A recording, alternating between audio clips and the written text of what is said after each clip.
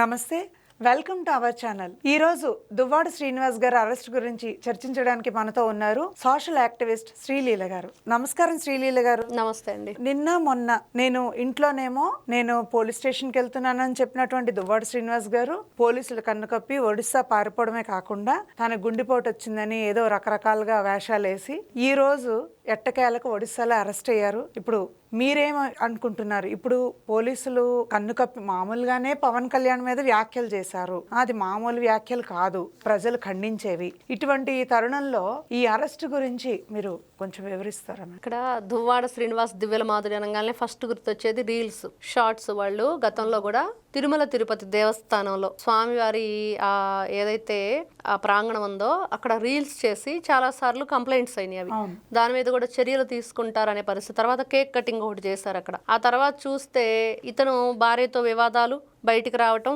దువ్వాడ శ్రీనివాస్ దివ్యల మాధురి అనగానే ప్రతి ఒక్కరికి ఇవన్నీ గుర్తొస్తాయి. వాళ్ళు గతంలో చేసినవన్నీ కూడా. ఆవిడ మధ్య ఏదో బిగ్ బాస్ కు దేనికో వెళ్ళటం, ఆ తర్వాత ఆవిడ నోరు ఎలా దురుసుగా మాట్లాడతారు, మొన్న పోలీసులతో కూడా ఎంత ఆర్గ్యుమెంట్ చేసింది, వాళ్ళని ఏ విధంగా తోసుకొని మరీ వెళ్ళిపోయింది, ఇవన్నీ చూసాం. అంతా ఎందుకు చేస్తున్నారు, దేనికోసం అంటే ఇప్పుడు అతన్ని విచారణకు రమ్మని పిలవటం పోలీసులు చేసినప్పుడు వెళ్ళి విచారణకు హాజరయ్యి మీరు చేసిన తప్పా ఒప్ప, దాన్ని మీరు కరెక్ట్ చేసుకుంటారో చేసుకోరా అనేది అక్కడ తెలుసుకోవాలి. అలా కాకుండా ఈ హై డ్రామా అంటే కథ, స్క్రీన్ ప్లే, డైరెక్షన్ అండ్ యాక్టర్లు కూడా వీళ్ళే దాంట్లో.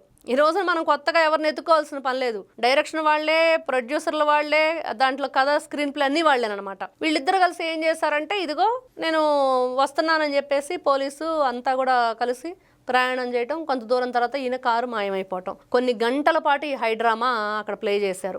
దాంట్లో దివ్యల మాధురి ఎలా నటించారో కూడా అందరికీ తెలుసు, ఎందుకంటే ఈ మధ్య ఆవిడ సినిమాల్లో కూడా చేస్తుంది కదా. ఆ నటనా ప్రావీణ్యాన్ని చాలా చక్కగా అక్కడ ప్రదర్శించారని చెప్పుకోవాలి. జీవితంలో కూడా నటిస్తున్నారు, అదే జరుగుతుంది. మరి ఎంత దారుణమైన విషయం అంటే వీళ్ళు గతంలో కూడా మనం ఎన్నో సందర్భాల్లో చెప్పుకున్నాం. ఎందుకంటే ఇటు చంద్రబాబు నాయుడు గారి గురించి కానివ్వండి, లేకపోతే అచ్చెన్నాయుడు గారి గురించి కానివ్వండి, ఎన్నో సందర్భాల్లో చాలా మాటలు మాట్లాడిన ఈ దువ్వాడ శ్రీనివాస్ దివ్యల మాధురి మరి వాళ్ళు మేము ఎవరి జోలికి వెళ్ళమని చెప్తూనే మాట్లాడుతున్నారు. ఈ మధ్య కాలంలో చూస్తే కాస్త సైలెంట్ అయ్యాడు, వాళ్ళ పని వాళ్ళు చేసుకుంటున్నారు, ఏదో బట్టల వ్యాపారం పెట్టుకున్నారంట అని చెప్పి అనుకుంటే తీరా ఈ రోజున పవన్ కళ్యాణ్ గారు అంటే ఆ కాపు సామాజిక వర్గానికి చెందిన వ్యక్తుల చేతే ఆ సామాజిక వర్గం వ్యక్తుల్ని తిట్టించడం అనేది జగన్మోహన్ రెడ్డికి వెనతో పెట్టిన విద్య. అది ప్రతి ఒక్కరూ ఫస్ట్ నుంచి గమనిస్తూనే ఉన్నాం. వాళ్ళు ఎలా చేస్తారు, ఏ విధంగా అతను మరి ఈ ప్రయోగాలన్నీ చేస్తూ ఉంటాడు అనేది అదే చేశాడు. ఈ రోజున పవన్ కళ్యాణ్ గారి వాళ్ళ భార్య గురించి కానీ వాళ్ళిద్దరు ఆడపిల్లల గురించి కానీ మాట్లాడాల్సిన అవసరం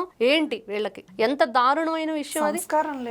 మీరు నిజంగా రాజకీయాలు చేయాలి, మేము రాజకీయ నాయకులం, ప్రజాప్రతినిధులు అని చెప్పుకోవాలంటే అర్హత మీకుందా లేదా? ఈ రోజున పోలీసులకి ఈ రోజున ఎన్నో పనులు ఉన్నాయి, బోరెడని కేసులు ఉన్నాయి, ఎన్నో రకాలైన కర్తవ్యం వాళ్ళు నిర్వర్తించవలసి ఉంది. అవన్నీ వదిలేసి మీరు ఇట్లాంటి మాటలు మాట్లాడటం, దీని మీద కేసులు పెట్టడం, మిమ్మల్ని అరెస్ట్ చేయటం, విచారణకు పిలవటం వాళ్ళకి పెద్ద తలనొప్పిగానే ఉంది. కాకపోతే ఎప్పటికప్పుడే వైఎస్ఆర్సీపీ పార్టీకి సంబంధించిన ఈ నేతలు కానివ్వండి, కార్యకర్తలు కానివ్వండి, జగన్మోహన్ రెడ్డితో అంటగాగే వాళ్ళందరూ కూడా నిరూపించుకుంటున్నారు. మేము ఇంతే, మా భాష ఇంతే, మేము ఇలానే మాట్లాడతాం, అరెస్ట్ చేసినా కూడా మేము తగ్గం అని చెప్తున్నారు. వైసీపీ కుట్ర కూడా ఉందంటారా? ఖచ్చితంగా ఉండిద్ది, లేకుండా ఎందుకు ఉండిద్ది? వైఎస్ఆర్సీపీ పార్టీ ఎమ్మెల్సీ కదా దువ్వాడ శ్రీనివాస్. మరి ఆ మధ్య అసెంబ్లీ దగ్గర కూడా ఇద్దరు ముచ్చరించుకున్నారు కదా, శ్రీనివాస్ జగన్మోహన్ రెడ్డి.